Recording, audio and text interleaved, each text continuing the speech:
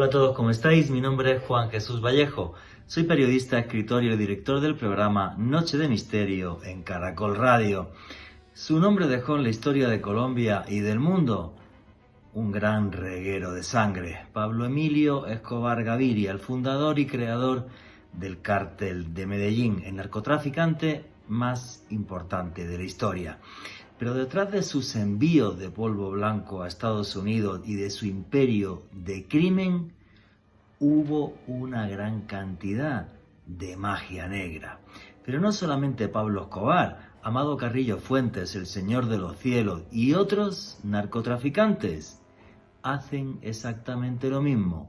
Conjuran sus envíos y conjuran todas sus organizaciones criminales a través de magia negra. Pero si queréis saber sobre esto y mucho más, no os perdáis el último podcast de Noche de Misterio en Caracol Radio. Magia negra y narcotráfico. Noche de Misterio. Juan Jesús Vallejo.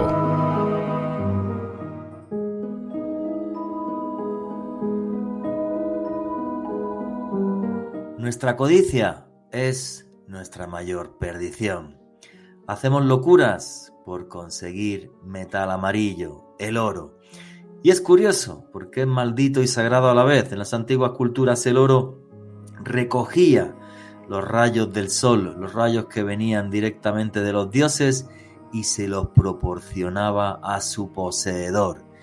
Pero esa codicia que tenemos infinita y eterna ha hecho que existan infinidad de tesoros malditos. Y no solo tesoros que son miles de kilos de oro, sino también tesoros que son un buen puñado de dólares, que también nos sirven para comprar oro, piedras preciosas o buenos coches deportivos.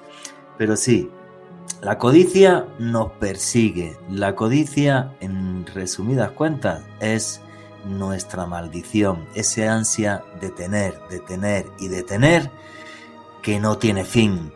Y si existen tesoros malditos en el mundo, algunos de los más buscados en las últimas décadas tienen que ver con el narcotráfico. Tienen que ver con las famosas caletas de algunos de los narcotraficantes más famosos del mundo, como es por ejemplo el caso de Pablo Emilio Escobar Gaviria. Gente que tenía tantísimo dinero y que no sabía qué hacer con él, que lo guardaba en baúles bajo tierra, lo escondía en las paredes de sus casas. Y todavía hay gente que sigue buscando estas caletas y estos tesoros en un viaje eterno maldito. Dinero que estaba manchado por el polvo blanco, dinero manchado con la adicción de millones de personas en el mundo, pero un dinero que al fin y al cabo es dinero, es plata, y por eso infinidad de personas lo buscan. No sabemos cuántas de estas caletas siguen estando a día de hoy, pero la vida de estos personajes que hay detrás de ella, sumergida entre la leyenda, la locura, la tragedia, el crimen, el asesinato, y una leyenda que algunos han querido hacer poniendo a estos personajes como Robin Hood, cuando para mí no lo son para nada, ha hecho que esto sea un tema que aparezca incluso en diferentes series de televisión. Dólares manchados con polvo blanco, lingotes de oro, malditos por la codicia humana, una búsqueda que se hace tan eterna y tan infinita como lo es nuestra avaricia. Buenas noches, noctámbulos. Mi nombre es Juan Jesús Vallejo. Los que queráis seguirme en redes sociales, mi Twitter es @JuanGVallejo, Juan J.E. Vallejo. En Instagram y en Facebook, Juan Jesús Vallejo. Y esto es Noche de Misterio. Y aquí lo que hacemos es periodismo de misterio. Nosotros os ponemos los hechos encima de la mesa y vosotros decidís qué hay detrás y qué no. Hoy en un programa que nos va a llevar hasta una historia oscura, una historia de crimen, asesinato, narcotráfico, malicia, maldad y tesoros ocultos que son buscados por infinidad de personas. A todos los que os gusta el periodismo de misterio, tenemos un canal de YouTube que es Oculto tras la sombra. Repito, Oculto tras la sombra. Ahí tenéis vídeos los lunes, podcast todos los jueves. Aquellos que os gusta el periodismo de misterio, tenéis todas las noticias del misterio también ahí. Y los que os guste estar junto a un servidor en el mes de octubre en Egipto, en el país de los faraones, un viaje de autor que he diseñado, tenéis toda la información en mi Twitter, en mi Instagram y en mi Facebook, al comienzo en un tweet fijado, Instagram fijado y un Facebook fijado. Repito, viaje de autor del 18 al 27 de octubre de este año 2022 hasta la tierra de los faraones. Y arrancamos ya sin más dilación. Alejandro Bernal, amigo, compañero, ¿cómo estás? Juan Jesús, un saludo para usted, para Esteban Cruz, nuestro invitado de excepción de este programa, y desde luego para todos los oyentes de Noche de Misterio. También un abrazo muy especial para todas las personas que nos escuchan en diferido por medio del podcast que estamos publicando todas las semanas a través del canal de YouTube de Caracol Radio.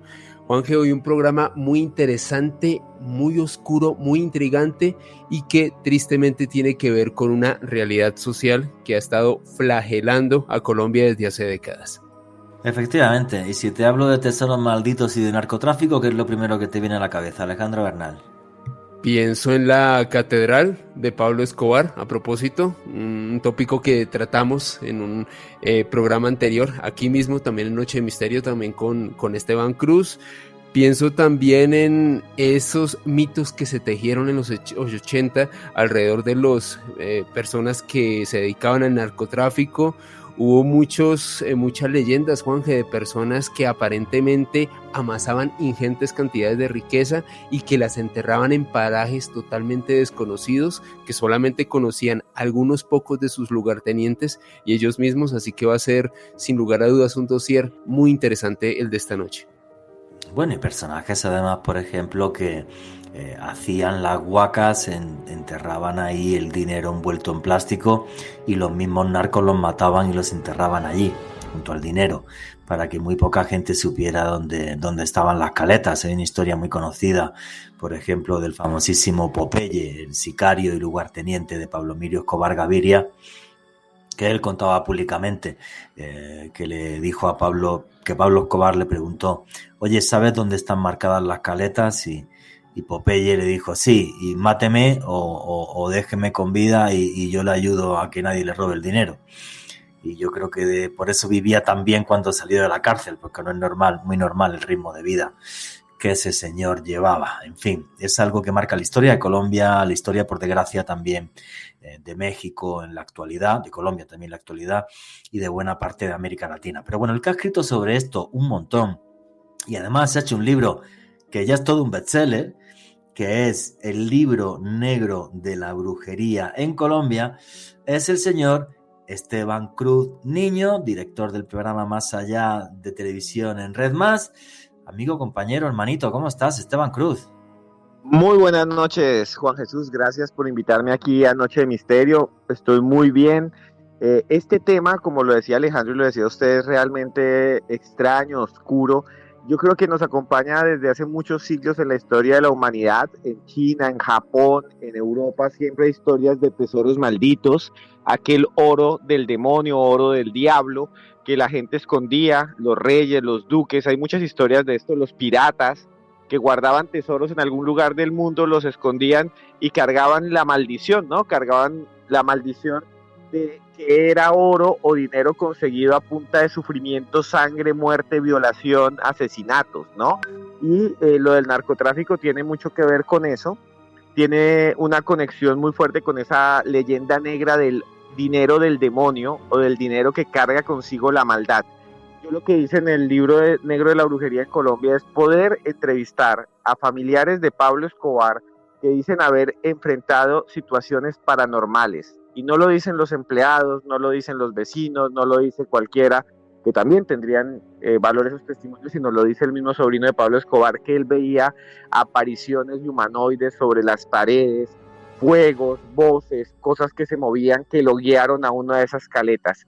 Pero también hay otras historias que les quiero contar hoy sobre esos tesoros malditos del narcotráfico, del origen de las caletas y demás, que está en el libro negro de la brujería en Colombia, si lo quieren leer, en cualquier librería, y ahí consiguen más información. Pero realmente son historias que rozan la demencia, que van a los límites de la realidad y que nos llevan a un lado muy oscuro. Recomendadísimo ese libro, el libro negro de la brujería en Colombia. Lo tenéis en todas las librerías del país, de mi hermanito Esteban Cruz. Esteban, ¿en qué momento decides dedicar dentro de tu libro, este libro negro de la brujería en Colombia, un capítulo entero al narcotráfico y por qué? Cuéntamelo todo. Tenemos 2 horas para que me cuentes todo con detalle, tus viajes a Medellín. ¿Cómo te dio por decir, no, el narcotráfico va a tener un capítulo entero en el libro? Sí, Juanje, lo que sucede es que yo empecé a investigar y me di cuenta de que había una conexión muy fuerte entre la brujería y las caletas. ¿Qué son las caletas? Para que la gente lo entienda. Caleta viene de la palabra cala, que significa hueco. En algunas playas del mundo se le llama caletas, por ejemplo, a las salidas de tierra que tienen huecos y ahí entra el mar. En algunos lugares del mundo se llama Playa Caleta y demás, todos lo deben conocer. Y en Colombia se le llama caleta a unos lugares escondidos que se colocaban en los años sobre todo 70, 80 y 90 por los narcotraficantes como Pablo Escobar, como el Cartel de Cali y también con esmeralderos, que habían huecos en las paredes y las escondían. Entonces, claro, se les empezaron a llamar caletas. Yo me empecé a interesar por ello y empecé a conocer personas que me decían que esas caletas no solo servían para esconder cosas, sino que muchos narcotraficantes hacían rituales, contrataban una especie de rezanderos, brujos, santeros, que las sellaban espiritualmente o que invocaban espíritus o muertos para que cuidaran las caletas, y ahí me interesé. Vamos a ver, es que detrás del narcotráfico hay toda una magia negra.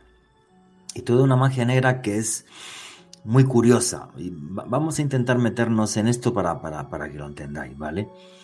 A toda la gente que os esté hablando de narcotráfico os viene a la mente la Santa Muerte. Algunos que sepan mucho de narcotráfico y brujería les viene a la mente la imagen de Malverde. Aquí en Colombia una cosa que me parece única, que es el ángel solo, que es un ángel negro. Voy a intentar explicarlo, ¿vale? Todo esto, y Esteban Cruz y Alejandro Bernal van a ir también ahora comentando y que entremos en un diálogo y en una charla entre amigos que básicamente es esto. A mí me molesta especialmente el narcotráfico, ya no solamente que destrocen infinidad de vidas por gente que se mete con ellos pues simplemente pues porque no tienen recursos de los que vivir y les destrozan la vida. Me molesta el narcotráfico que creen adictos y les destrocen la vida. Y me molesta el narcotráfico que hayan sido incluso de manipular buena parte de la vida de muchos miles de personas en países que amo, como es México y como es Colombia. Y luego, dentro de todo esto, me molesta que se adueñen también de lo mágico para darle una connotación oscura. Ojo, y esto es la magia y es la brujería. Quiero contaros la historia de Jesús Juárez Mazo, que yo lo tengo encima de la mesa en mi casa, y ni me dedico al narcotráfico ni absolutamente nada. La historia de Jesús Juárez Mazo es una historia de finales del siglo XIX, en México, en Sinaloa. Y bien, pues este señor pues era un señor que era tremendamente pobre, sus padres eran muy pobres, él se dedicaba a la minería. Hay un momento en el que sus papás mueren y él, digamos, está harto de una sociedad tan desigual y tan injusta, y entonces se dedica a asaltar a la gente que va por los caminos, sobre todo a la gente muy adinerada. Es una especie de Robin Hood, obviamente. Bueno, pues esta gente muy adinerada, a los que él roba, le acaban llamando Malverde. Le decían Malverde porque se confundía con el verde de las cunetas de los caminos. Bien, pues hay un momento en el que Jesús Juárez Mazo recibe un disparo en un tiroteo, recibe un disparo en la barriga y se le cangrena. Y entonces cuenta la leyenda, porque esto es de leyenda e historia, si es cierto que hay una partida de nacimiento de un Jesús Juárez Mazo en Sinaloa. El caso es que este señor, por robarle a los ricos, ya le había puesto el gobernador de Sinaloa precio a su cabeza. Y entonces lo que sucede con Jesús Juárez Mazo es que cuando le dan ese disparo en la barriga y se le cangrena, él le dice a los miembros de su banda: oye, entregarme al gobernador y con la plata que os dé de la recompensa os vais de parranda y además le dais algo a los pobres. Entonces, cuando se enteró el gobernador de Sinaloa, lo que hizo fue colgar a Jesús Juárez Mazo por los pies, de forma que su agonía fue lenta, larga y muy dura. Cuando falleció y el cadáver podrido cayó al suelo, la gente lo quería tanto que fueron tirándole piedrecitas para poder enterrarlo, ya que estaba prohibido que lo enterrase. Y echando piedrecitas, lo llegaron a enterrar y ahí se construyó que es un santo popular, ¿vale? Es un santo de adoración popular, obvio no reconocido por la Iglesia Católica ni nada. Un día podemos hacer un programa de santos populares. Bien, pues allí se construyó la capilla de Jesús Malverde, justo en el sitio donde falleció y la gente fue tirando piedrecitas. Eso es hoy día en México, en Michoacán. Bueno, pues allí donde está la capilla de Jesús Malverde iban la gente de Sinaloa cuando no tenían plata y le decían: Jesucito Malverde, dame plata, ayúdame. Y cuando te cumplía un favor, pues tú le dejabas ahí dinero. Ojo con esto, dinero que dejes que nunca se puede retirar porque si no se enfada y te arruina, ¿vale? Entonces, esto fue así hasta que de repente, hace varias décadas, llegó un señor que se llamaba Amado Carrillo Fuentes, el Señor de los Cielos. Y este es el primer narcotraficante que va hasta la capilla de Jesús Malverde. Y desde entonces Jesús Malverde se convierte en el patrón de los narcos. Bien. Yo me compré una figurilla de Jesús Malverde en el mercado de Sonora, en el mercado de la brujería, en México DF, y es más, lo llegué a fabricar aquí en Colombia cuando era parte de una empresa que se llamaba Un Mundo de Misterio. Todavía hay gente que me lo pide, ya no tengo tiempo de hacer merchandising ni vender vainas.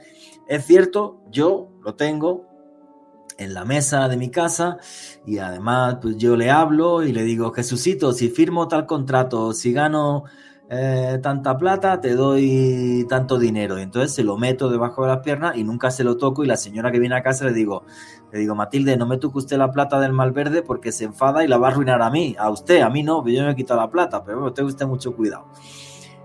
Y es muy curioso porque tengo un amiguete que fue a hacer un reportaje sobre esto, sobre la historia de Malverde a México, hasta Michoacán, donde está. Y bueno, pues me dijo: oye, Juanje, es una cosa impresionante. Dice: porque tú hablas con la señora que es la que lleva la capilla, es un barrio por lo visto bastante feo. Y me dijo: y esta señora habla con los del barrio y a ti no te toca ni Jesucristo. Vamos, o sea, llegas allí, haces el reportaje, le das una propina, lo que quieres, tu voluntad, y la señora es súper agradable y tal. Y cuando van los narcos, me dijeron que cierran el barrio entero, porque van narcos tipo el Chapo Guzmán, tipo el Mayo Zambada, y entonces me dice que es impresionante porque toda la pared de detrás está lleno de billetes de $100 que le dan los narcotraficantes. Entonces, detrás de la historia de Jesús Juárez Mazo, detrás de la historia de Jesús Malverde, es una historia de la gente humilde de Sinaloa, ¿vale? Que luego el narcotráfico ha cogido para sí, ¿vale? Y es un icono del narcotráfico. Pero no tiene por qué, ¿vale? Porque, por ejemplo, también hay criminales que han entrado en el Vaticano o que han ido a la Meca, y por eso ni los católicos ni los musulmanes son criminales, ¿vale? Hay que dejar esto claro. Pero sí es verdad que el narcotráfico se apodera de todas estas cosas de nuestra cultura popular latinoamericana, que a mí me gusta, y por eso dije: me da igual que me critiquen, Yo fabriqué a Jesús Malverde y tengo uno encima de mi mesa y además hablo con él. Dicen las malas lenguas, pues hay un detalle muy curioso, perdonad que me estoy enrollando un montón. Una señora desde Londres me escribió, de esto hace varios años, y me dijo que le mandara por favor un Jesús Malverde a Londres. Obvio, le mandamos un Jesús Malverde y yo me había documentado ya, había leído, había estado en el mercado Sonora, conozco gente que también es experta en brujería en México, y me dijeron, Juan, que tienes que hablarle feo. Al Malverde hay que hablarle feo. Y esta señora, y esto, que me quiera que me crea y el que no, no. Pero en los hechos y lo que viví. Esta señora es chistoso porque pasado un par de meses me llamó por teléfono y me dijo, oye Juanje, muchas gracias por el Jesús Malverde, me ha cambiado la economía, pero eso sí, hay que hablarle feo o no, muy feo, que lo sepa usted. Digo, vale señora, pues si usted me lo dice, me parece genial. ¿Qué opináis de esta historia? Esteban Cruz, Alejandro Bernal. Juanje, lo que tú estás contando tiene que ver con muchos casos de América Latina y de muchas zonas de América Latina en donde el narcotráfico ha permeado a la sociedad. En Venezuela, por ejemplo, también hay un homólogo, digámoslo así, de Malverde, que es Juan Malandro, que dentro de la brujería o del espiritismo venezolano tiene una corte de seguidores como la Jessica y otros más, que son figuras que se invocan para poder llevar el cargamento, para ser invisible, para que la DEA no te atrape, para que el dinero llegue y se blanquee sin ningún problema, para que puedas comprar las propiedades, para que las balas no te entren. Y yo creo que hay una conexión muy fuerte aquí entre la magia, y creo que este es el punto, entre la magia negra, no cualquier magia, y la idea del crimen y del tráfico de drogas. Y eso representa para muchos delincuentes y narcotraficantes como un arma más. Así como tienen un fusil, así como tienen una pistola, así como tienen unos escoltas, tienen a Juan Malandro, tienen a los espíritus que les invocan los brujos para proteger las caletas, tienes a Malverde que te ayuda para que no te capturen, para que no te hagan daño, para que no te entren balas, como decía. Hay un museo que es muy interesante, que es el Museo de la DEA, queda en Washington. Alguna vez fui, y en ese museo ellos guardan piezas increíbles de los narcotraficantes y de todo el mundo, no solo narcotraficantes latinoamericanos. Ahí encuentras, por ejemplo, objetos de narcotraficantes gringos, americanos, canadienses, que son muy diferentes a las nuestras, porque solo ves, y esto es muy chistoso, solo ves de estos narcotraficantes que son de procedencia de Estados Unidos, solo ves los objetos, el laboratorio, cómo inventaron las metanfetaminas y un montón de cosas, pero cuando pasas a lo latino, aquí viene la clave, lo primero que ves es una imagen de la Santa Muerte, que es un esqueleto, para los que no lo conocen, es casi como la muerte de la carta del tarot, se le ve el cráneo, se le ve, digamos, el cuerpo, y esta Santa Muerte es especial porque está llena, su cuerpo, de billetes de $100 de verdad pegados con engrudo. Esto se ve en el Museo de la DEA. ¿Con engrudo? Con engrudo, Juanjo. Y lo más chistoso es que tú miras, o lo más pavoroso, es que abajo dice que es una Santa Muerte que le decomisaron al Chapo Guzmán. Ahí está, y uno la puede ver en ese museo. También hay armas de oro, o bañadas en oro mejor, que tienen santos para protegerse. Y lo más loco, hay una parte en que uno queda un poco impresionado, porque así como se ven las cabezas reducidas de los indígenas jíbaros del Ecuador, se ven unas cabezas que son máscaras que se le hicieron a Pablo Escobar en vida y muerte por orden de la DEA, que están exhibidas. Y hay unas leyendas muy oscuras de gente que dice que esas cabezas, en algún momento, esas máscaras mortuorias, producen temor y la gente en esa zona pues se siente muy mal. Bueno, estamos llegando al final, ahora dará también luego su opinión Alejandro Bernal, pero cuando estaba hablando Esteban Cruz yo me estaba anotando además aquí un montón de cosas, porque esta conversación me parece muy, muy, muy interesante. Esa historia maldita de América, donde las luces y las sombras se mezclan, porque hacer la línea que separe el bien y el mal es tan tremendamente complicado, señores, que eso se lo dejamos a los hombres de fe. yo soy un ser humano normal y corriente, y lo que hacemos aquí es periodismo y os ponemos los hechos encima de la mesa. Vosotros decidís qué hay detrás y qué no. Os estábamos contando que en el libro de Esteban Cruz, el libro negro de la brujería en Colombia, hay un capítulo entero dedicado a brujería y narcotráfico, y yo estaba haciendo una semblanza de lo que es esa brujería y narcotráfico a lo largo de todo el continente. Os conté la historia de Jesús Malverde, santo popular en Sinaloa, que hoy día es un icono del narcotráfico a nivel mundial, pero es un santo popular. Alejandro Bernal, ¿qué opinas de esta historia?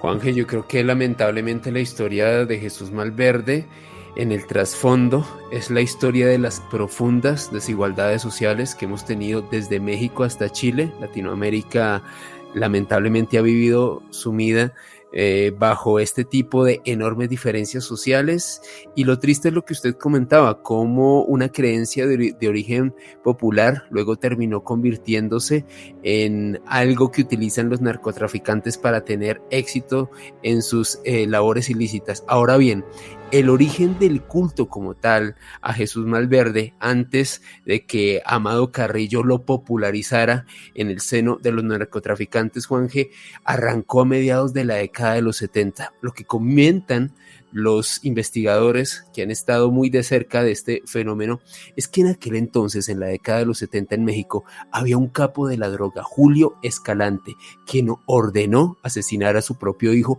por haber realizado negocios sin su consentimiento. Resulta, Juanje, que este joven fue baleado y arrojado al mar, pero milagrosamente sobrevivió a estas heridas, de acuerdo a él, debido a rezos que le realizó a Jesús Malverde. Es decir, este hombre se encomendó a Malverde y sobrevivió a un ataque, a un atentado que hicieron contra su vida que hizo su propio padre. Resulta que cuando este joven pudo regresar, pudo salvarse y fue encontrado por un pescador, se propuso construir un altar para venerar a este Jesús Malverde, que tiempo después se convertiría en el santo de los narcos. Y en efecto, esta capilla se construyó en el año 1979 en Sinaloa.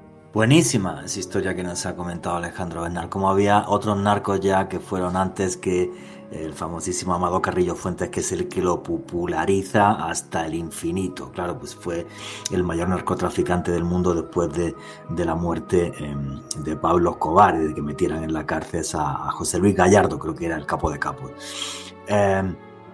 Y es una historia alucinante, y a la vez pues es eso, es que es parte de la historia de Latinoamérica. Yo quiero soltar aquí un tema polémico, y estamos un poco polémicos, y digamos lo que digamos, nos van a criticar, entonces pues vamos a hablar de eso tranquilamente. Hubo un momento que Esteban Cruz, tú estabas diciendo, Esteban, que tú estuviste en la DEA tiene un museo del narcotráfico. ¿En dónde es, amigo, el museo ese? Sí, Juanje, el museo queda en Washington, a las afueras, en un pueblo que queda al lado. El museo lo abren en unos horarios muy, muy cortos, y ahí tienen objetos increíbles. Lo que les decía es que tienen pues unas máscaras de Pablo Escobar que son increíbles, que tienen una historia de que cuando él se entregó a la catedral, lugar en donde todavía dicen pasan fenómenos paranormales, se ven fuegos extraños, donde asesinaron a unos hermanos narcotraficantes. Él dice que, dice ahí en el museo, que la policía colombiana le tomó una muestra de la cara como parte de la entrega de él, y con eso se construyó una máscara, y otra que le tomaron cuando él fue asesinado. Lo que dicen allá los guías es que esas máscaras de alguna manera causan en el público, no estoy diciendo que sea paranormal, pero psicológicamente sí causan mucho temor, porque es como si uno estuviera viendo la cara de Pablo Escobar muerto, y es realmente espantoso. Y lo que también hay, Juanje, lo que también hay allí es una serie de objetos de diferentes narcotraficantes latinoamericanos, y muchos de esos tienen elementos mágicos. Revólveres de oro con la imagen, por ejemplo, del niño de Atocha. ¿Quién y por qué el niño de Atocha?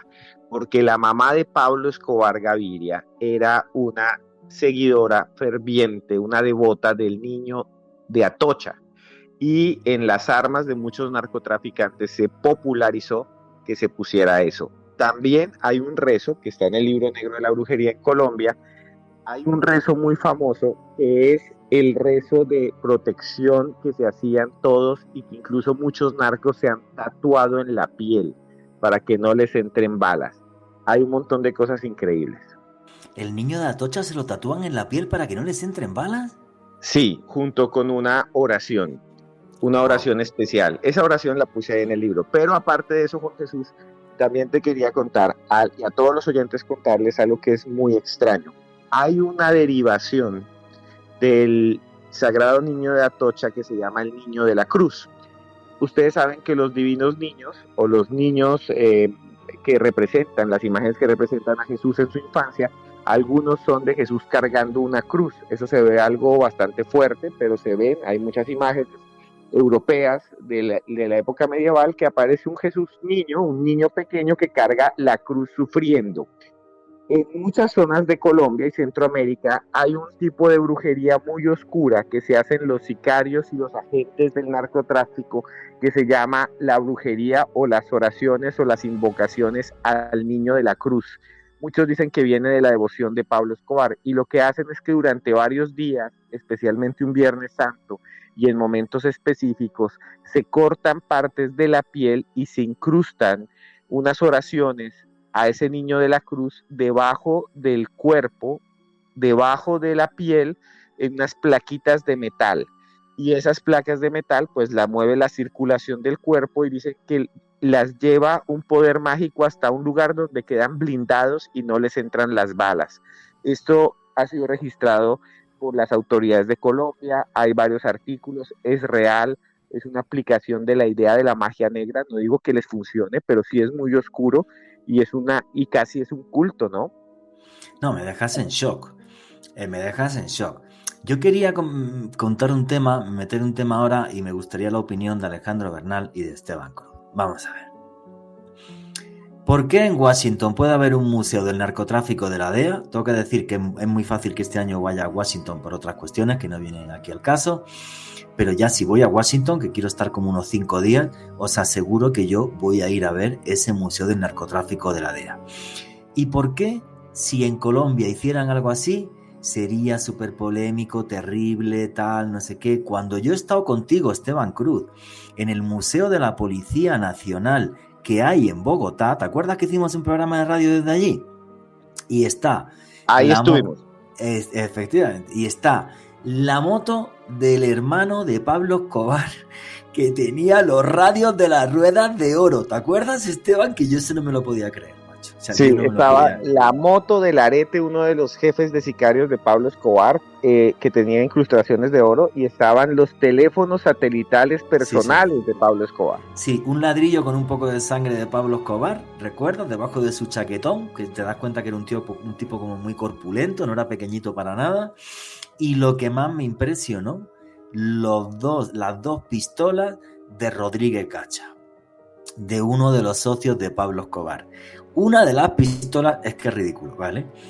Tiene las cachas del mango de la pistola de mármol de Carrara, ¿vale?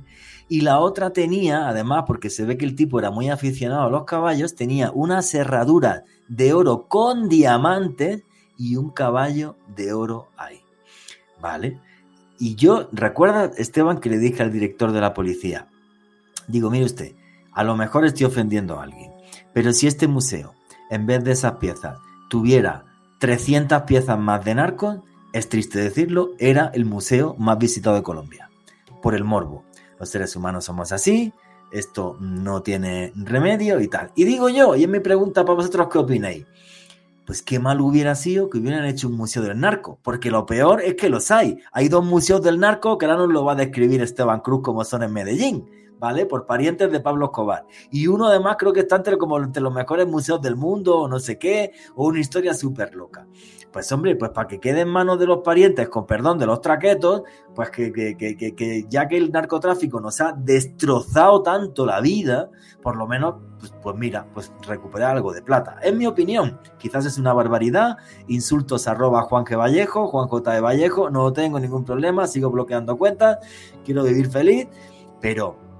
es que es verdad, esto atrae a la gente, y yo sé que en Colombia le molesta mucho que la serie Narcos haya arrasado tanto a nivel mundial y tal historia, pero ese tipo de objetos que ya están en un museo colombiano nacional público, como es el de la policía, si se hubiera hecho de otra forma, atraerían turismo y nos dejarían plata, sí, porque tú cobras la entrada al museo a $3 y todo el mundo por el morbo va a pagar, si entra 1 millón de personas, $3 millones, para que se los den a la gente damnificada por el, Yo creo, por el Juanje, maldito narcotráfico. Es mi opinión, pero... sí, yo creo, Esteban. Juanje, no quiero interrumpirte, quiero decir aquí algo que es mi opinión.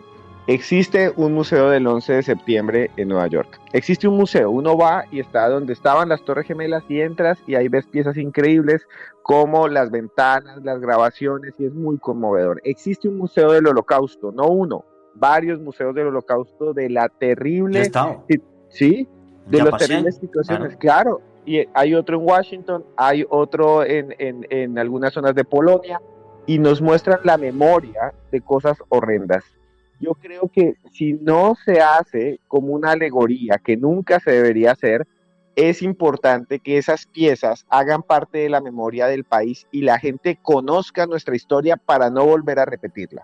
Efectivamente, conocer la historia para no volver a repetirla, no hacer ninguna alegoría y a la vez que se ponen esas piezas, fotos o historias o cosas de las cosas terribles que nos ha hecho el narcotráfico. Ninguna alegoría.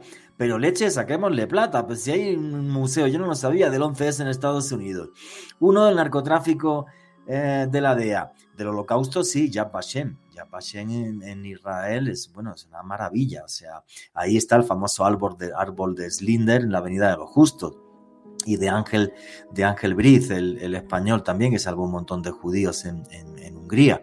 Entonces, es que es parte de la historia. Eso no se puede tapar. Es mi opinión, ¿vale? O sea, y lo digo así de claro. O sea, Alejandro Bernal, tu opinión, amigo. Juanje, yo creo que lamentablemente cuando se tratan este tipo de casos se entra en un dilema ético. Hay que tener en cuenta algo, Juanje, y es que bajo la perspectiva de los norteamericanos, de los gringos, si lo enmarcamos dentro de la historia del narcotráfico, ellos casi siempre van a tener la aureola de héroes que intentaron salvar a su propio pueblo y a otros pueblos del mundo de una banda de personas que traficaban con sustancias alucinógenas, y bajo esa perspectiva ellos siempre van a ser los héroes en el marco de los narcotraficantes, aunque tanto Juanje como Esteban y muchos oyentes sabemos que incluso ellos mismos han participado muchas veces en ese tráfico de estupefacientes, pero se podría decir que lo que más se ha transmitido a través de los medios de comunicación, el cine, etcétera, es que ellos en el marco del narcotráfico son los héroes, son los salvadores.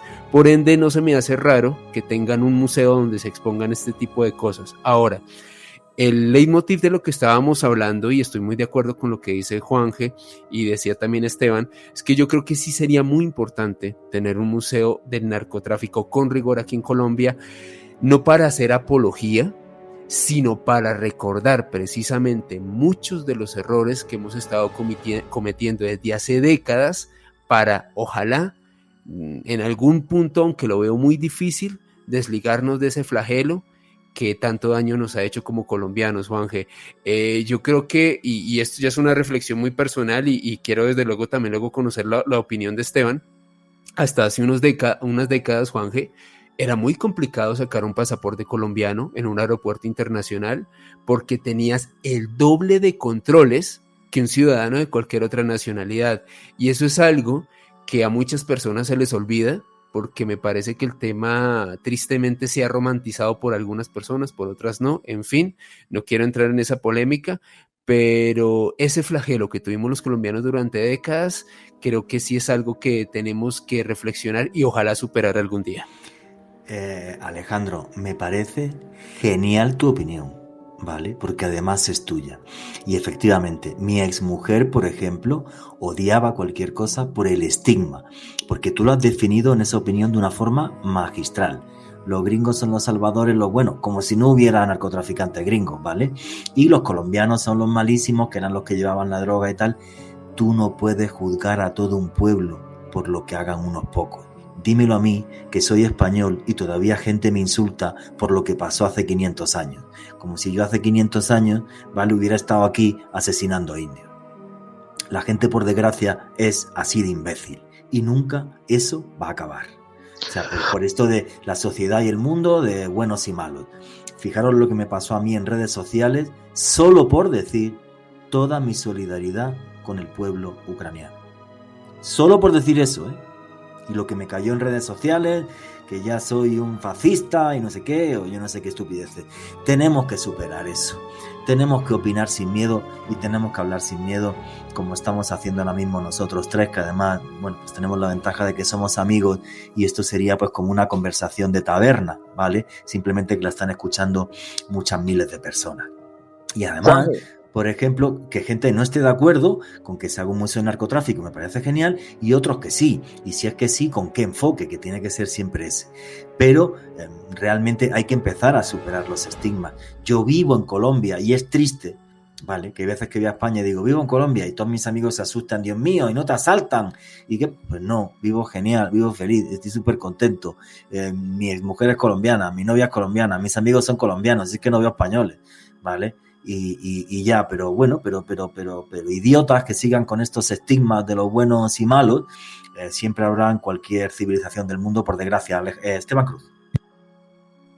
Sí, Juanje, lo que yo iba a decir es, sí, hay una polémica grande, y esas polémicas grandes tienen que ver con eso, ¿no? Con toda esa digamos, imagen que se construyó. Pero volviendo un poco a este tema de la conexión entre la brujería, entre lo paranormal y el narcotráfico, hay unas cosas muy interesantes que tienen que ver con el uso no solo de la magia negra, sino también el uso de antiguas leyendas, la idea de lo maldito, del tesoro, de la plata fácil se va igual que viene, y un montón de cosas que tienen conexiones con lo que hacían estos señores.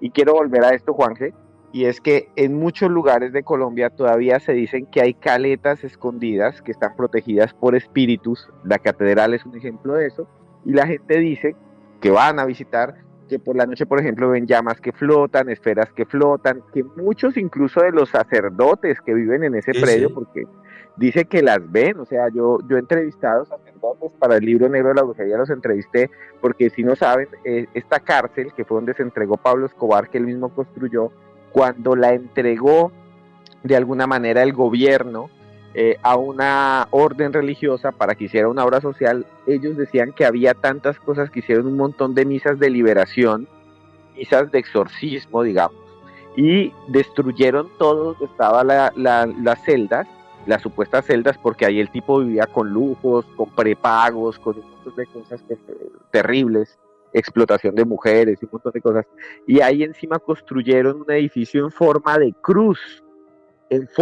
cruz, y ellos dicen que ven unas extrañas esferas de luz que se mueven por allí, que ellos adjudican a almas perdidas de gente que han muerto, pero sobre todo porque hay tesoros escondidos.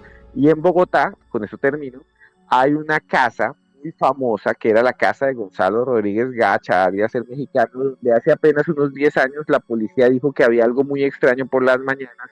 Eso está registrado por el Tiempo de Bogotá, que se movían cosas, que se movían personas adentro. Fueron a atender el caso y adentro encontraron no uno, no dos, no tres, sino un grupo de militares colombianos, militares que estaban destruyendo la casa porque les habían dicho unos brujos que había unas caletas llenas de oro, porque también estos señores guardaban oro.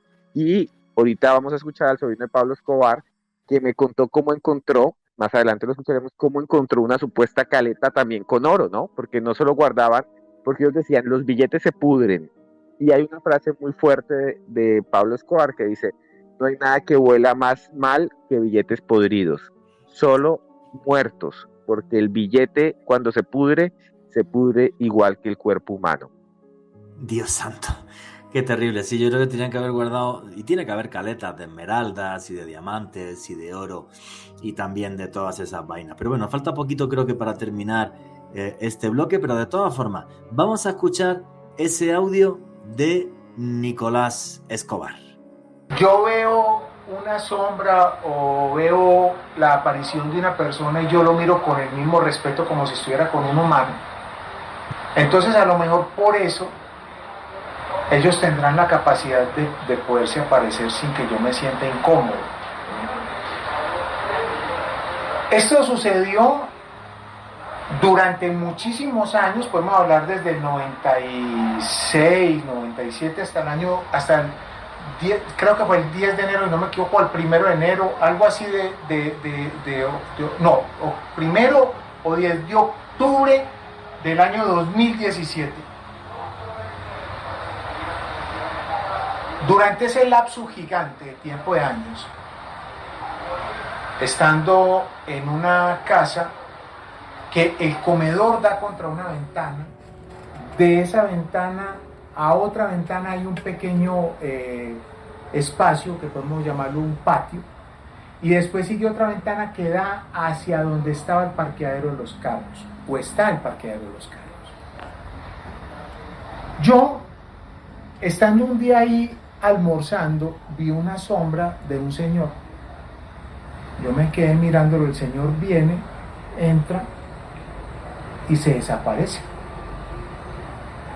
Yo, qué raro, me espantaron. Pero yo seguí almorzando como si nada fuera.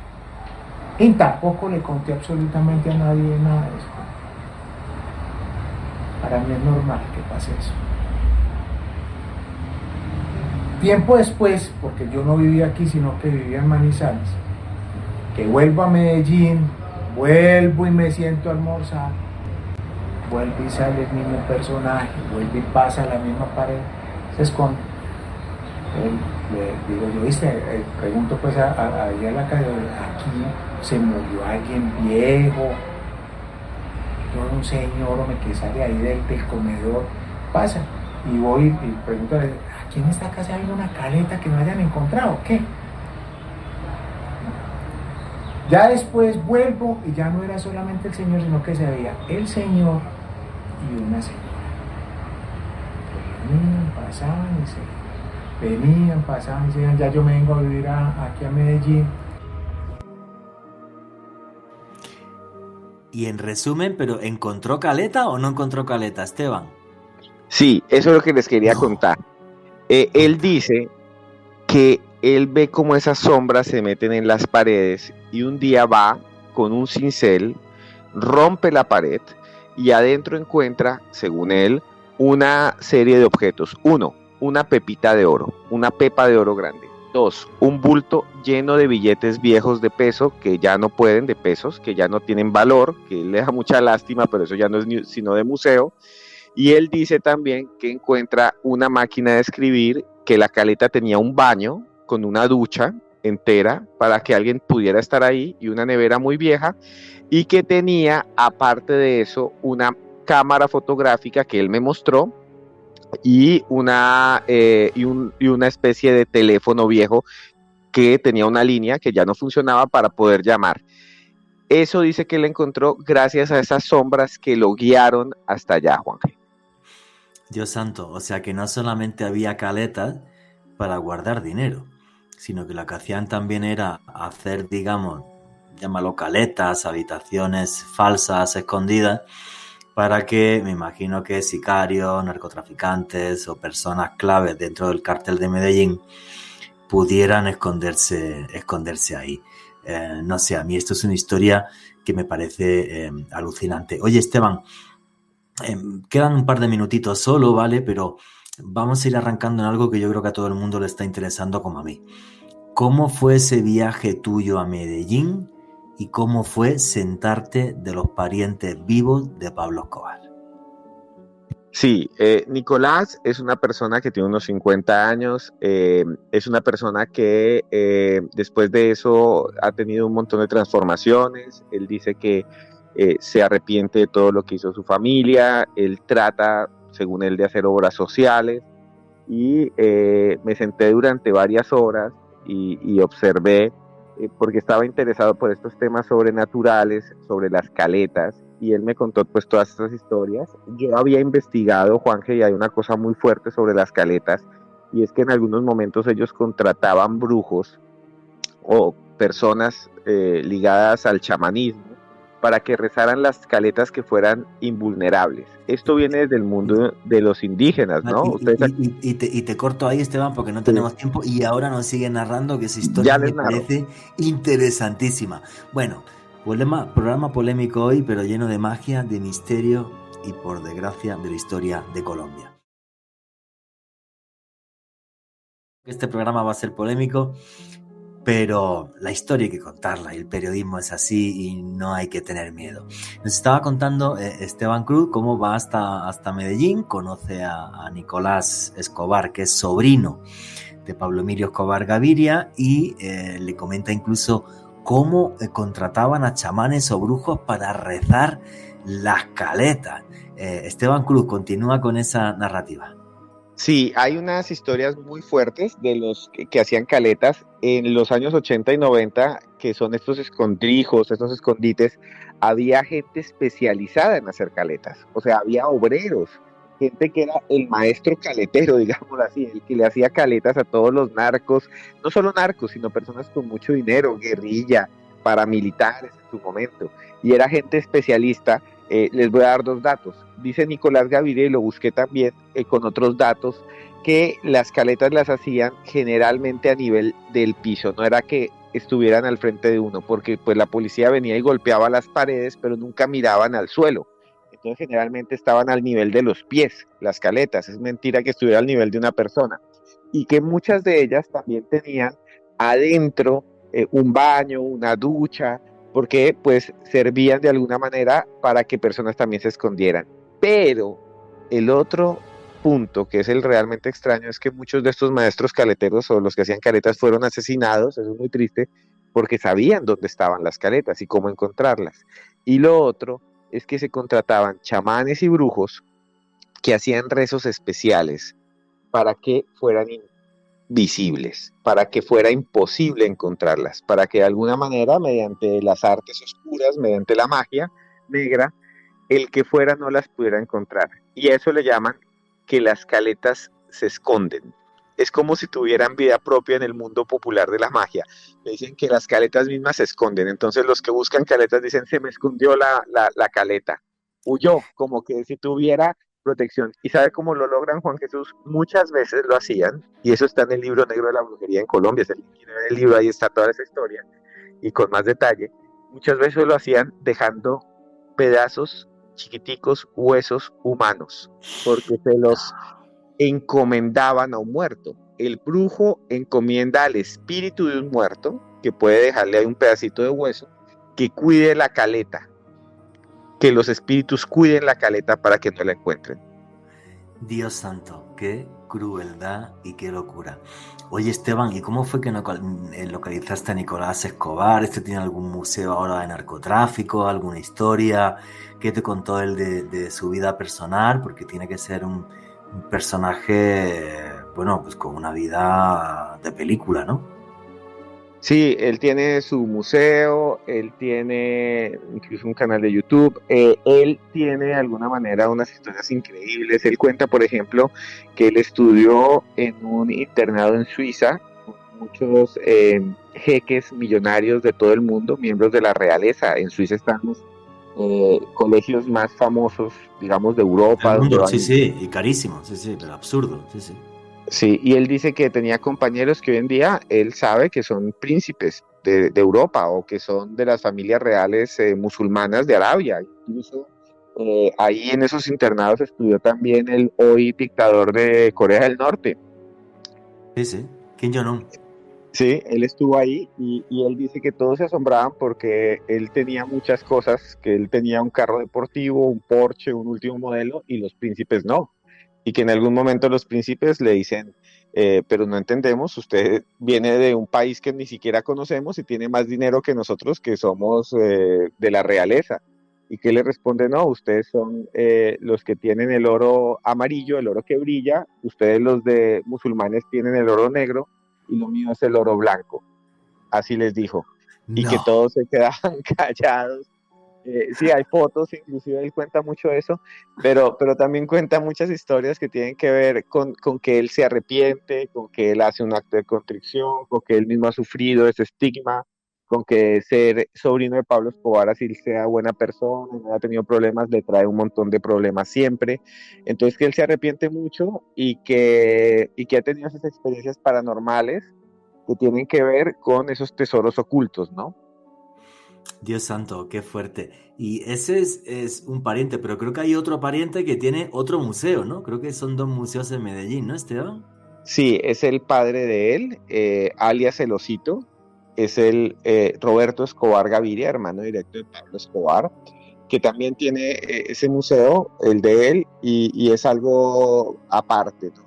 Hay algo que une estas historias con el lado, digamos, sobrenatural también, que es, para mí está de alguna manera un poco mal, como diría también Alejandro Bernal, porque pues hubo unas víctimas terribles, un estigma sobre los colombianos, pero se ha construido todo un montón de narrativas alrededor de la tumba de Pablo Escobar, y ahí tiene que ver, ahí confluye todo, porque la tumba de Pablo Escobar tiene un montón de símbolos. Por ejemplo, tiene unos cipreses, que son los árboles de la muerte, que están sembrados alrededor de la muerte y de la vida, y son 7, que es un número, digamos, hay un montón de símbolos, y la familia ha puesto un montón de piedras de mármol encima de la tumba, y la gente va y se lleva estas piedras, y con esas piedras elaboran, escuchen bien, rosario, pequeñas estatuas de santos, sobre todo el niño de Atocha, y esas estatuas después dicen que son de protección de alguna manera. Es algo muy extraño. Incluso yo entrevisté a una persona allá que, como vuelvo a decir, no es que me guste insistir, pero si quieren verlo más, está en el libro negro de la brujería en Colombia. Qué pena la insistencia, está la entrevista. Entrevisté a una señora que decía que esas piedras para ella las dejaban a algún lado y se calentaban cuando algo iba a pasar, y las piedras la protegían, ¿no? Entonces, que ella sentía como que sí iba a pasar algo malo porque tenía las piedras de la tumba de Escobar, y entonces que eso se calentaban en algún momento y la protegían, ¿no? Quiero preguntarte varias cosas. Antes de meternos en la tumba de Pablo Escobar, cuando va uno a esos dos museos de los dos familiares de Pablo Escobar, ¿qué tipo de cosas se ven en los museos, Esteban? Van a encontrar, por ejemplo, automóviles que eran de Pablo Escobar, van a encontrar ropa, van a encontrar objetos, ¿no? Por ejemplo, exóticos, ¿no? Cuando Pablo Escobar tenía tanto dinero, y estaba, digamos, en ese límite en la legalidad, cuando no estaba en esa guerra cruenta que mató a tantos colombianos y causó tanto daño, cuando estaba, digamos, como ese nuevo rico, esa cultura traqueta, trajo cosas muy fuertes de fuera del país. Entonces, por ejemplo, él vio algunas películas de James Bond en las que James Bond utilizaba esos gadgets famosos, ¿no? Entonces había una moto acuática, y él mandó a traer la moto de la película y está en uno de esos museos, por ejemplo, que es algo loco. Qué loco, qué loco. Sí, y otras cosas que van a encontrar son como pues toda esta cantidad de objetos personales, y también increíblemente la imagen en los dos museos del Divino Niño de Atocha, incluso capilla, en forma de capilla, ¿no?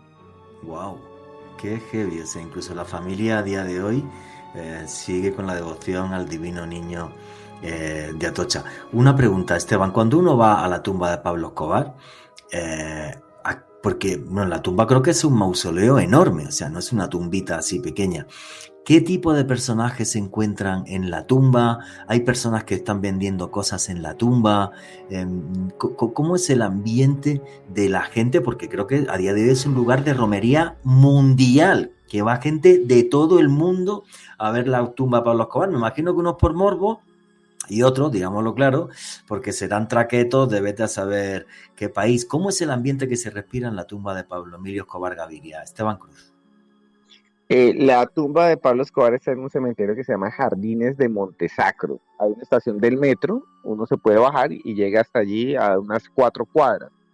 Esta zona, digamos, donde está el enterrado, está acompañado de otros personajes funestos de la historia de Colombia. Es muy raro, pero digamos que se han agrupado una serie de tumbas, y ahí, por ejemplo, está Griselda Balanco, que era llamada la madrina de Pablo Escobar, o la jefa de jefes, la que él supuestamente le enseñó a él a traficar. Está la tumba de ella ahí. La tumba de Pablo Escobar contiene también los restos de sus padres, del sicario o guardaespaldas que murió cuando lo mataron. O sea, Pablo Escobar está enterrado al lado de alias El Limón, quien lo protegió y quien murió el mismo día que él falleció.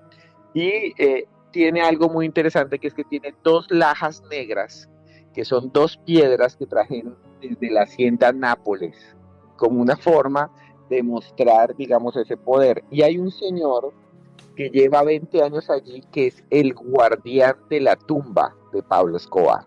Y este señor, que es el guardián de la tumba, le cuenta a las personas toda la historia, pero al mismo tiempo, él está ahí todo el tiempo, y él me dijo que él hablaba con Pablo Escobar, que él le hablaba, a pesar de que nunca le respondía, pero que él siempre estaba allí y que él había prometido cuidar esa tumba hasta que él muriese. Y hay unas historias muy extrañas, Juan Jesús, que tiene que ver con lo que usted dice, que es que algunas personas allí me contaron, que no se pudo confirmar, que esa tumba es visitada por narcos de todo el mundo, que llegan narcos de México, famosos, que llegan ahí camionetas que nadie sabe dónde vienen, llega una camioneta blanca de 2 pisos, lleno de escoltas, y se baja un hombre chino que no habla español, lleno de oro, se arrodilla y se va. No. Sí, que me contaron que pasan cosas muy locas, que digamos están ahí, que un día cierran todo y entonces llega un tipo en una Toyota, se baja y es una persona vestida como si fuera un judío que solo habla inglés, ve la tumba, toca, lleva una piedra, la deja y reza y se va. O sea, que atrae gente de todo el mundo, pero gente como muy extraña y negativa. Y entonces dicen, no, aquí lo que han venido son, a mí me decía, alguien ahí me decía, aquí vienen traquetos chinos, narcotraficantes judíos, aquí viene toda la plaga del mundo, así me dijeron. No. Qué historia tan loca. Alejandro Bernal, ¿qué opinas como colombiano cuando te dice Esteban Cruz o algo así? Juanje, por un lado, fascinante que esta cantidad de personajes excéntricos de todas las nacionalidades confluyan precisamente alrededor de la figura de Pablo Escobar Gaviria, que no pasa por desapercibido, A nadie básicamente indiferente. porque pues tiene que ver con algo que comentábamos en otro espacio, Juanje, con nuestro amigo Jorge Luis Susdorf, y es que para algunos Pablo Escobar, incluso hasta el día de hoy, tiene una aureola de héroe, casi que de Robin Hood, de un hombre que defendió al pueblo, que ayudó a los más necesitados, y para otros pues un hombre que para sostener su poder y su influencia en este país y bueno, en buena parte del mundo, pues cometió verdaderos actos atroces.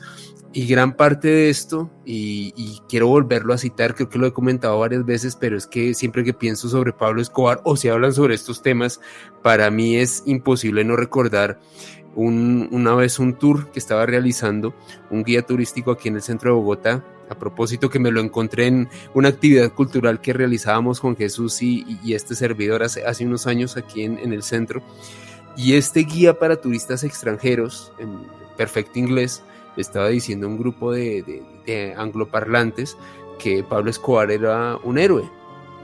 Y era un héroe Qué bárbaro. básicamente porque, de acuerdo a su perspectiva, era un hombre que había ayudado mucho a los más necesitados y eran ayudas que el mismo gobierno nunca les había brindado. Entonces yo recuerdo que cuando este guía turístico dejó de decirle esto al grupo y el grupo se adelantó un poco, yo abordé a este hombre y le dije pues que no mintiera, que no contara la historia a medias, porque decir eso pues de forma tan tranquila como se lo dijo este guía a estos turistas extranjeros, pues era sin lugar a dudas desinformar y contar únicamente una parte de la historia. No es solo desinformar, es mentir, es quedarse con la historia buena que aparece en ciertas series de televisión, pero es una barbaridad. ¿Cuántos seres humanos perdieron la vida? ¿Cuántos millones de adictos por este cafre y este animal? O sea, claro, que sí, que apareció en la revista Forbes como uno de los más ricos del mundo y tal, y todo esto, pero marcó trágicamente la historia de Colombia. Qué bestialidad. Sí, hizo casas para pobres, ¿vale? Eso no quita que fuera un criminal. Entonces, no sé, me has dejado en shock, la verdad, Alejandro, con esa historia, ¿vale? Qué auténtica bestialidad, pero qué auténtica bestialidad. Sí, hombre, pues tiene que ser curioso si vamos al tema de la tumba. ¿Tienen que ir narcos de medio mundo? Sí, me lo creo. Claro que me lo creo. Gente con tanto dinero y tal, además que sabe que mañana están aquí o no están aquí porque pueden morir y tal, que como caprichos se agarren un avión y se vengan a Medellín y recen un rato allí, sí, seguro. Claro, porque dentro de los malos sigue siendo el dios de dioses, Claro, es que nadie ha sido capaz de mover lo que movió Pablo Escobar, ni siquiera el Chapo Guzmán, ni siquiera el Mayo Zambada, ni absolutamente nadie. Entonces, pero qué bestialidad. Bueno, vamos a continuar con el programa, con toda esta historia que nos ha narrado de una forma tan buena Esteban Cruz y de todas esas vivencias. Que esto es historia de Colombia, nos guste o no. Aquí no estamos haciendo alegoría de absolutamente nada, sino todo lo contrario, simplemente contándole a ustedes realidades. Y antes nos hablaba Esteban Cruz de que, también entrevistó a un señor que le hablaba de cómo se rezaban plantas y demás para poder, encontrar ese tipo de caletas. ¿Nos pones el audio, Alejandro? Muchas personas utilizan los famosos detectores de metales. Hay algunos que oscilan entre los 800.000 pesos y hasta los 25 o 30 millones de pesos. Nosotros utilizamos algo muy interesante, son unos helechitos que estos nada más se deben de coger en un lugar muy especial, no en todo lugar se puede, un jueves o un viernes santo, a las 12 del día o a las 12 de la noche.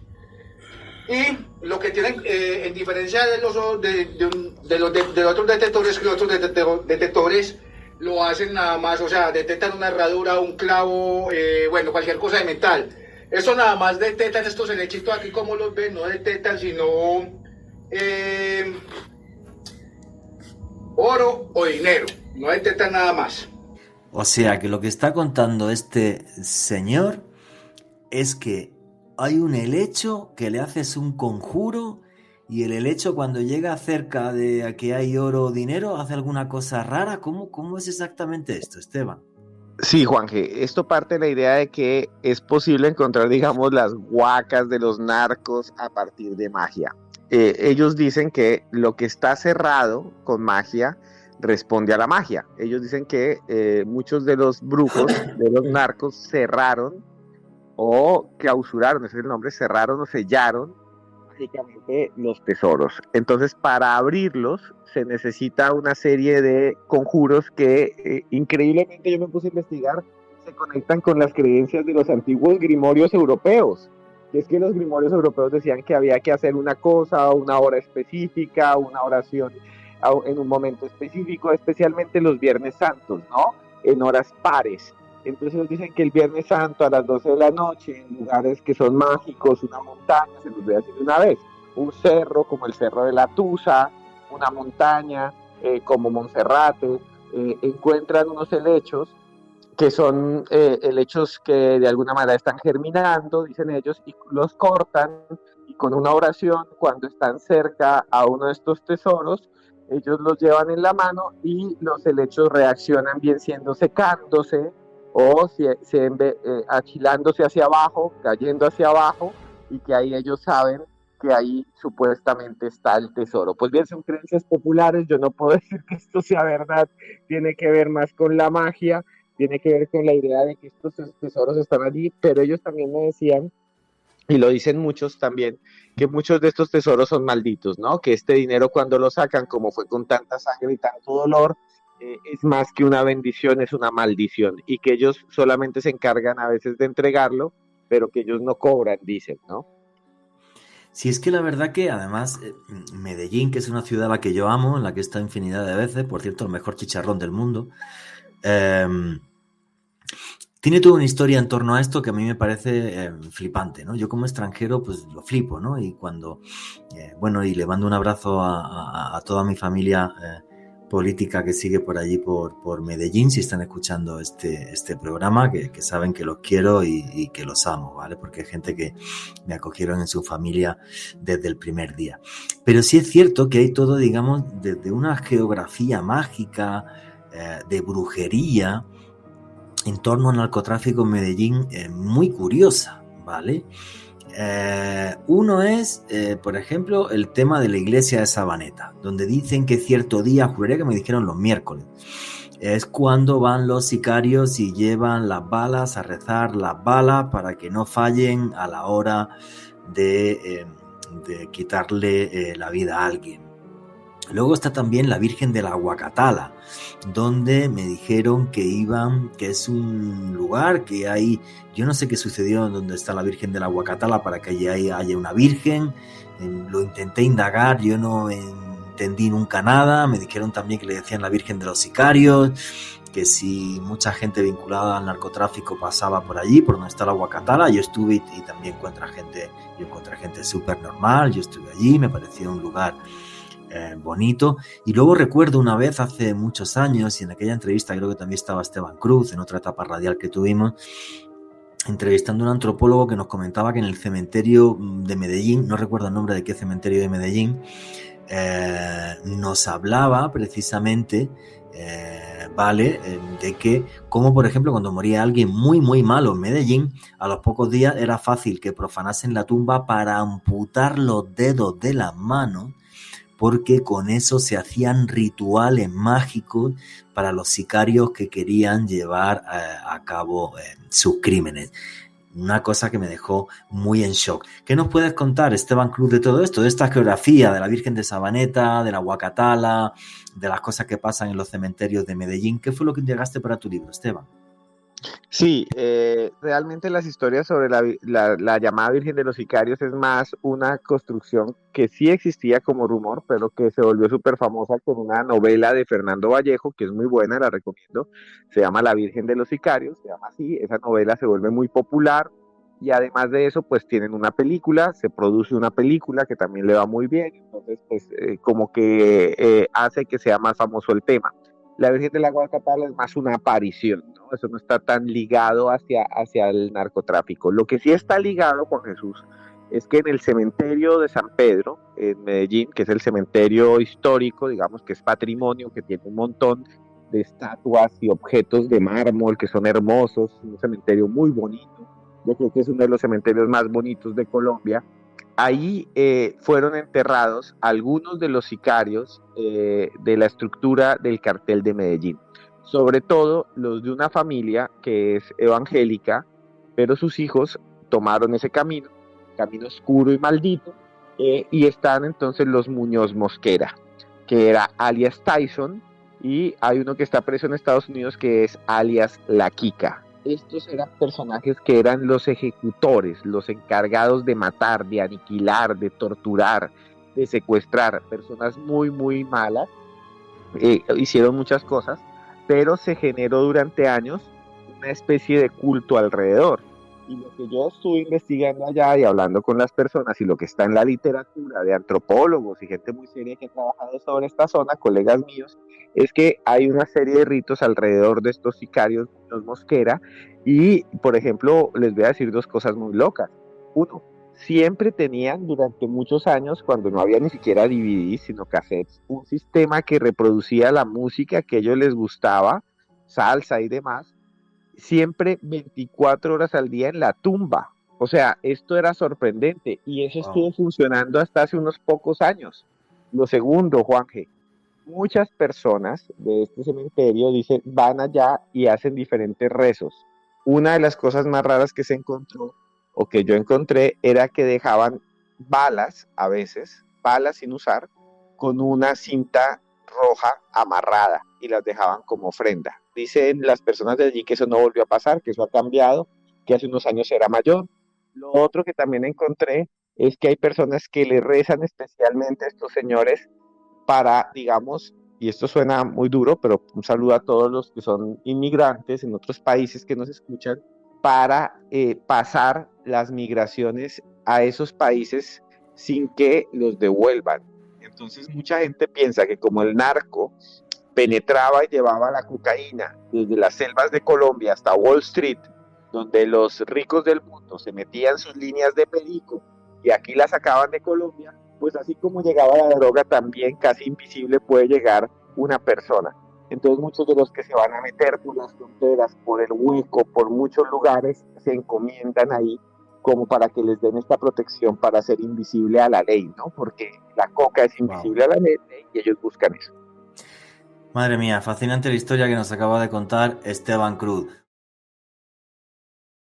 La verdad que fascinante la historia que nos estaba contando Esteban Cruz, cómo a día de hoy gente a través de la brujería y la magia negra intenta utilizar los poderes que tenían los narcotraficantes para mover su mercancía de forma invisible hasta Estados Unidos, para ellos también hacerse invisibles ante las autoridades norteamericanas. Me parece increíble y creo que son historias que suceden y acontecen por toda la pobreza y por toda la miseria que por desgracia hay en este país, que gente que no tiene opciones con tal de escapar hace cualquier cosa y si es necesario un pacto con el demonio lo hacen. Ojalá este país cambie, evolucione y acabemos con esa desigualdad social absurda que es la mayor maldición de Colombia y de toda América Latina. Pero esto del narcotráfico y de la magia y de la brujería no es exclusivo de Colombia.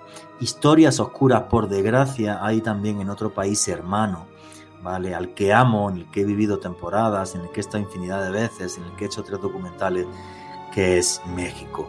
Alejandro Bernal, ¿qué son los famosos narcosatánicos? Juanje, esta es la historia de una banda de narcotraficantes que traficaba droga desde luego hacia Estados Unidos a finales de los 80 y realizaban rituales y sacrificios bastante cruentos enmarcados dentro del culto del palo mayombe. Una aclaración antes de entrar en detalles de este caso.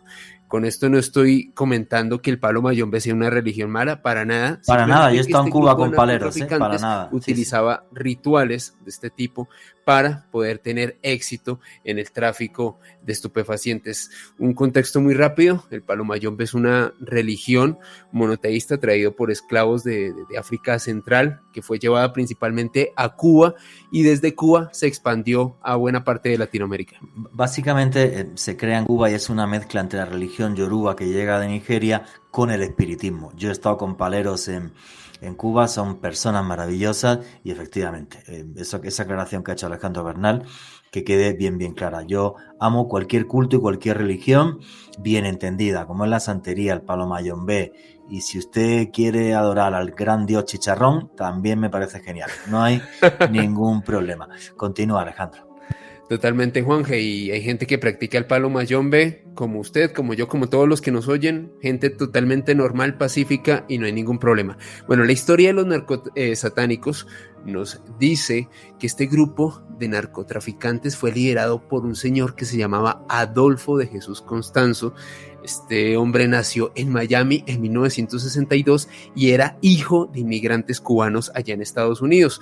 Por ende, este hombre se inició en esta religión del palo mayombe desde muy temprana edad por parte de su madre.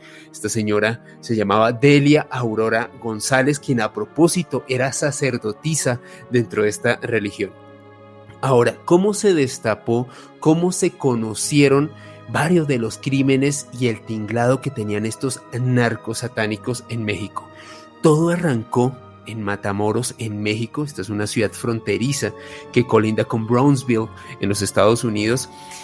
Y esto como tal fue dado a conocer por parte de las autoridades norteamericanas y de los medios en marzo de 1989.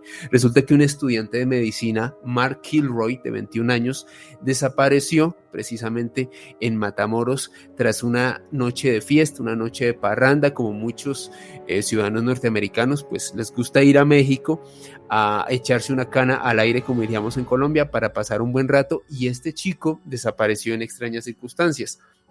Resulta que mientras las autoridades mexicanas en aquel entonces realizaban un operativo para intentar interceptar unos vehículos que llevarían estupefacientes a Estados Unidos, la policía siguió un vehículo, como tal uno de estos carros, hasta el rancho Santa Elena, donde capturaron a un sospechoso que curiosamente, Juanje, Esteban y oyentes, reconoció una fotografía de este joven, de Mark Kilroy, quien había desaparecido unos días atrás.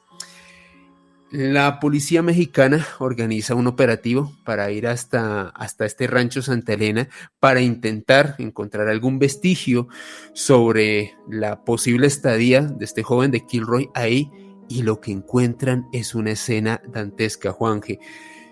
Hallan los restos de este joven, Mark Kilroy, el cuerpo como tal, y se percatan que a estos restos le habían arrancado la espina dorsal desde la cintura hasta el cerebelo.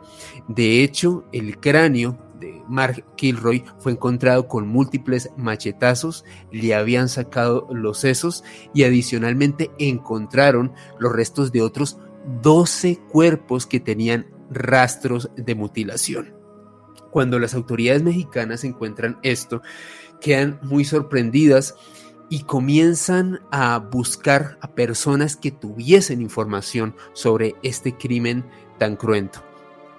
Es ahí cuando pudieron capturar a una persona muy cercana a este grupo, a esta banda de criminales, y lo que les confiesa este maleante es que esta banda, este grupo de narcotraficantes, era liderado en efecto por Adolfo de Jesús Constanzo, quien días antes le había pedido a miembros de este grupo que tenían que encontrar y sacrificar a una persona de origen anglosajón, porque de acuerdo a Constanzo, este sacrificio les iba a permitir tener mayor protección para realizar envíos de estupefacientes a Norteamérica, porque de acuerdo, reitero nuevamente a Constanzo, el sacrificar a una persona de una raza superior sería un sacrificio que sin lugar a dudas las deidades tendrían más en cuenta y los iba a proteger más. Ahora, las autoridades siguieron investigando y se percataron que en este grupo Constanzo era, por decirlo así, el líder militar, el líder hasta cierto punto ideológico, pero la lideresa, más bien la líder religiosa como tal, era una mujer que se conocía como Sara Alderete. Una mujer que, de acuerdo a los miembros dentro de este grupo de los narcosatánicos, era una especie de bruja, de mujer que lideraba este tipo de rituales bastante oscuros. De hecho, cuando las autoridades registraron la casa de esta mujer, años después, la residencia de Sara Alderete, encontraron un altar del palo mayombe con ropa manchada de sangre.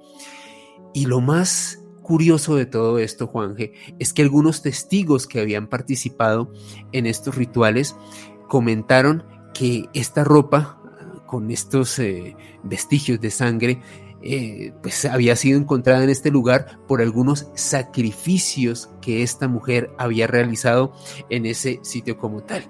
Es más, aquí hay algo muy, muy interesante, y es que las autoridades determinaron que uno de esos sacrificios que se realizaron en la residencia de Sara Alderete sería el de Gilberto Rosa, un exnovio, una expareja de esta mujer, quien a propósito era policía. Y sobre Gilberto Rosa, lo que determinaron las autoridades mexicanas es que este hombre falleció en un sacrificio en el cual utilizaron pinzas para cortar cables y con estas le cortaron las tetillas, los lóbulos de las orejas, los dedos de los pies y las falanges de los dedos de las manos. Esta declaración a propósito la dio la licenciada Claudia Frías Lozano, quien fue abogada de Sara Alderete. ¿Cómo arrestaron, o más bien cómo se dio final a este grupo de los narcosatánicos precisamente allá en México? Tenemos que ir al día 5 de mayo de 1989. Sara Alderete, esta mujer de la que les hablé hace unos instantes, lanzó un papel por la ventana del departamento que tenían allá en el DF, y en este papel había una nota que decía: ayúdenme por favor, me tienen secuestrada, me van a matar. Cuando las autoridades encontraron este papel, organizaron un operativo pues para intentar ayudar a esta mujer que había solicitado esta ayuda. Resulta que se produce un intercambio de disparos, Juanje, entre las personas que estaban dentro de este departamento y las autoridades. ¿Por qué? Porque en su interior estaba Adolfo de Jesús Constanzo. Este hombre comenzó a disparar y a lanzar dinero por la ventana. Imagínense esta escena tan brutal en pleno DF, un tiroteo con narcotraficantes. Constanzo comienza a tirar plata por la ventana. De hecho, muchas personas, y esto lo comentan algunos cronistas que estuvieron in situ, comenzaron a recoger parte de este dinero sin importar el cruce de disparos. Imagínense esta escena tan particular. Qué locura. Cuando Constanzo se vio acorralado, le pidió a uno de sus seguidores que le disparara. con la promesa de que iba a regresar, que iba a volver a la vida siendo convertido como un brujo más poderoso. Finalmente, cuando las autoridades pudieron ingresar a este departamento en el DF, cuando, digamos, se terminó este intercambio de disparos, rescataron a la señora Aldrete y encontraron a algunos de los secuaces, los apresaron y hallaron el cadáver de Adolfo de Jesús Constanzo. Lo más loco de todo esto, Juanje, Esteban y oyentes, es que aun cuando estos hombres detenidos iban siendo llevados a la prisión por parte de las autoridades, muchos de ellos advertían a los policías que los habían arrestado que no se acercaran al cuerpo de Constanzo porque muy seguramente su alma iba a regresar para vengarse. Es alucinante, ¿no? Cómo dentro del mundo del narcotráfico se puede llegar a ese nivel de crueldad mezclado con magia negra. El palo mayombe no tiene nada que ver con esto, ¿vale? Mezclado con magia negra y a ese punto de locura. También gente que consume muchas drogas, tal. Esta historia que ha sido hasta película, Perdita Durango, ¿vale? Y cómo tenían su bruja, la famosísima Sara Alderete. Y a mí además lo que me preocupa cuando Alejandro Bernal cuenta esa historia, ¿habrá historias así detrás de las famosísimas desapariciones que todavía, que ya menos, sigue habiendo y ha habido muchísimas miles en Ciudad Juárez? Esteban Cruz, ¿qué opinas de esta historia tan terrible como la que nos estaba contando Alejandro Bernal? Juanje, ese caso, el caso de Adolfo Jesús Constanzo, es brutal. ¿Brutal en qué sentido? Ahí cuando ellos de alguna manera los descubren, ellos tenían un rancho cerca a la frontera de Estados Unidos y ahí hacían sus rituales. Él tenía una ganga es una caldera, ¿no? Como la de estas películas donde las brujas hacen sus pociones y sus pócimas. Él tenía esa ganga y estaba llena de cuerpos humanos. Ahí hubo canibalismo.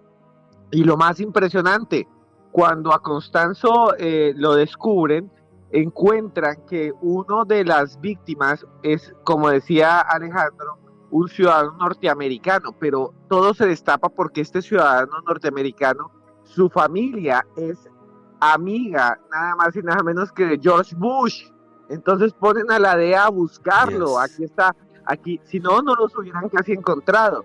Sara Aldrete era la amante de Constanzo y está viva y está presa en los Estados Unidos, y las historias que hay alrededor de magia, brujería, buscaban la invisibilidad. Lo que ellos querían era convertirse en seres invisibles a partir de tomar esas pociones, y decían ellos que la carne humana y el espíritu de los blancos gringos era más poderoso, y por eso secuestraron a estos dos estudiantes, los llevaron a este rancho, los asesinaron, y después pues eso fue su condena, porque esos dos estudiantes eran de una familia muy cercana a George Bush, el presidente de Estados Unidos. No, es una historia súper loca. O sea, ¿hasta dónde puede llegar la maldad y la crueldad? No conocía ese dato, perdón, no sabía que la familia de la persona que fue asesinada por Adolfo de Jesús Constanzo y su banda, la familia de este chico eran amigos de George Bush. Y claro, eso hizo que obvio la búsqueda fuera mucho más seria. Pero claro, aquí sigue quedando esa incógnita, ¿no? O sea, incluso si esto es la punta del iceberg. Yo siempre que he escuchado esa historia he pensado eso. Será la punta del iceberg y esto sigue pasando y ha pasado en otros lugares de América Latina. Pues me viene, por ejemplo, a la mente, y desde aquí le mando un saludo, si me escucha ahora mismo, un buen amigo en El Salvador, Salvador Sagastizado, con el que hace mucho tiempo, y Esteban Cruz también estaba ahí, hicimos un programa sobre las maras del Salvador. Si las maras podían estar haciendo rituales también de esta índole. En concreto, además, sería la figura de la Santa Muerte, que se ha expandido por toda Latinoamérica y que mucha gente del narcotráfico ha cogido como su gran nueva diosa. Ojo, que también hay gente que puede ir a la iglesia de la Santa Muerte sin tener absolutamente nada que ver con el narco.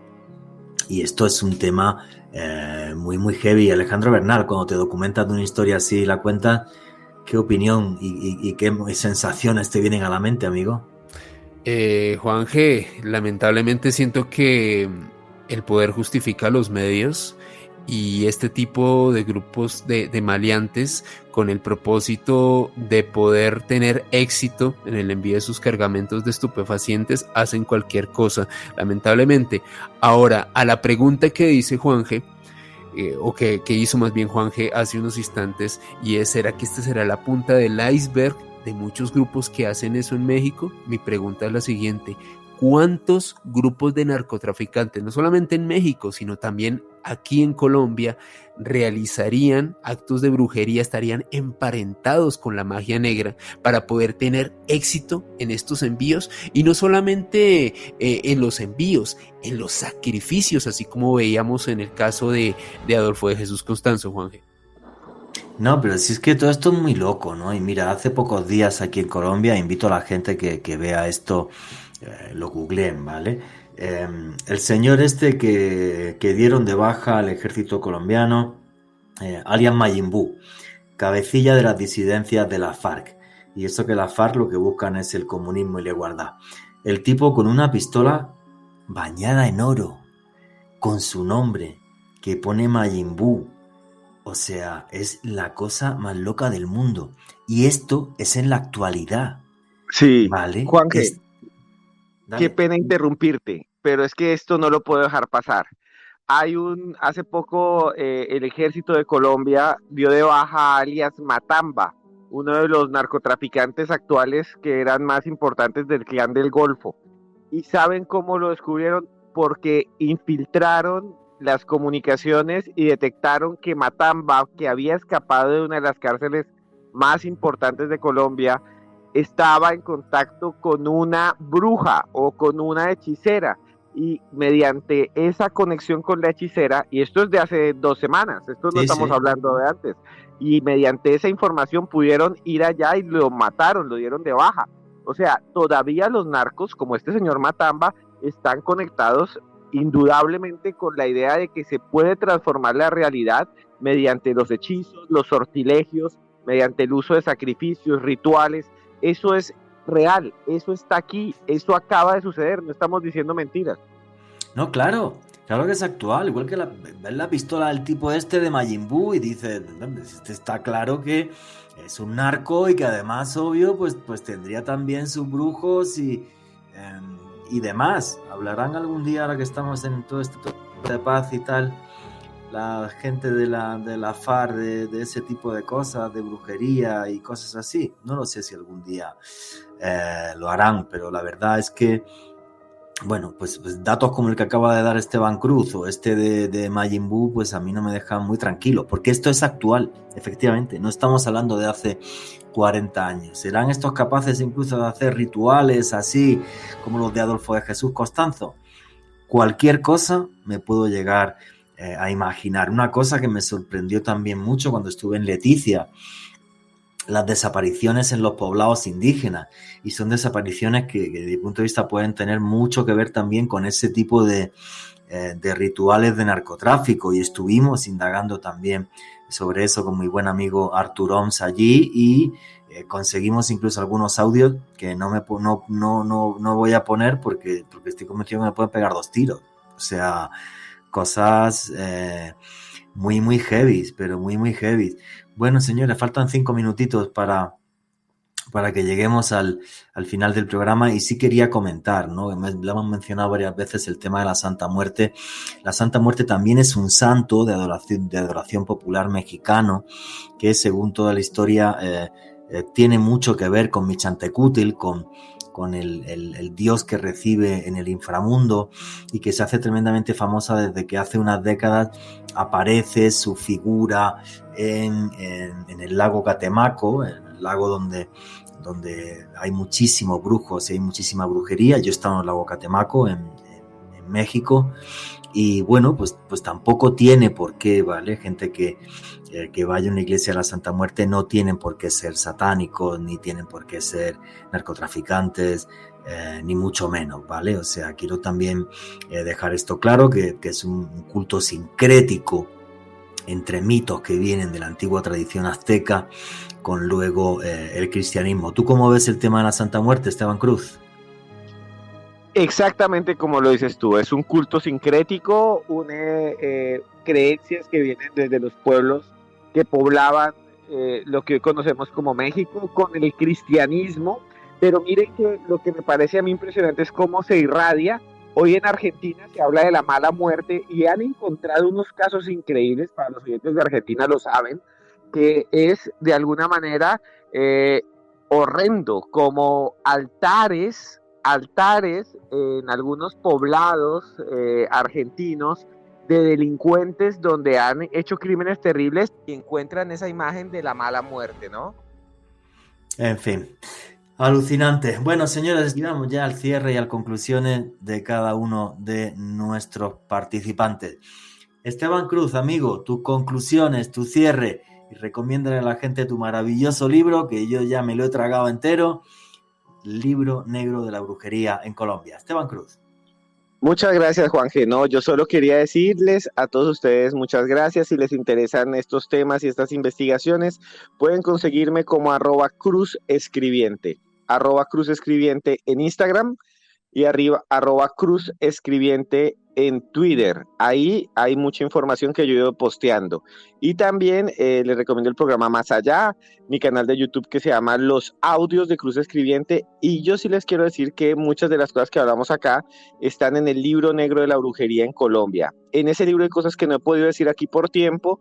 Está el testimonio de Nicolás Escobar Gaviria. Hay testimonios increíbles de cosas que han pasado en este país que no se imaginan, del mundo del misterio, y pues ahí está, lo consiguen en cualquier librería del país, el Libro Negro de la Brujería en Colombia. Lo tienen que tener si les gustan estos temas. Y nada, muchas gracias, Juan Jesús. Muchísimas gracias a ti. Solamente para que me respondas en 10 segundos, Esteban, ¿ha cambiado tu visión del mundo después de la investigación de este libro? Sí, Juanje, ha cambiado muchísimo. Antes no tenía ese conocimiento, no creía que todas estas cosas pudieran suceder. Yo realmente soy una persona que no cree mucho, que es bastante escéptica, pero lo que vi realmente me cambió mi idea sobre la realidad y sobre una cosa que es muy importante. Yo no creo que la magia pueda transformar la realidad física, pero creo que la creencia en la magia negra transforma la realidad social, y por ese lado sí transforma el mundo, y eso me cambió a mí totalmente. Me hizo abrir de pronto los ojos a un mundo que tal vez está al lado nuestro y no nos damos cuenta que está allí. Muchas gracias, amigo. Alejandro Bernal, tu conclusión y tu cierre. Juanje, creo que fue un programa donde exploramos la magia, la crueldad, también el tráfico de estupefacientes, pero creo que lo que me queda principalmente como reflexión en este final de programa es un relato, una realidad muy palpable en nuestros días, precisamente por cosas que comentábamos al final de este espacio. Y a mí me pueden seguir en Facebook, Twitter e Instagram en @alebernalpress con $. Bueno, señores, mis conclusiones. Creo que esa magia negra, oscura, cruel y bizarra no es más que el reflejo de un mundo que nosotros hemos creado. Un mundo donde la maldad humana y nuestro tremendo egoísmo hace que las desigualdades sociales nos condenen a ver cosas así. Nuestro mundo, nuestro universo es una lucha eterna entre luces y sombras. No dejemos que ganen las sombras. No dejemos que nuestro egoísmo y nuestra maldad sean las que impregnen la sociedad en la que hoy vivimos. Péguense siempre a la luz. La luz siempre gana. Y nunca olviden que vivimos en un mundo mágico porque está repleto de misterio.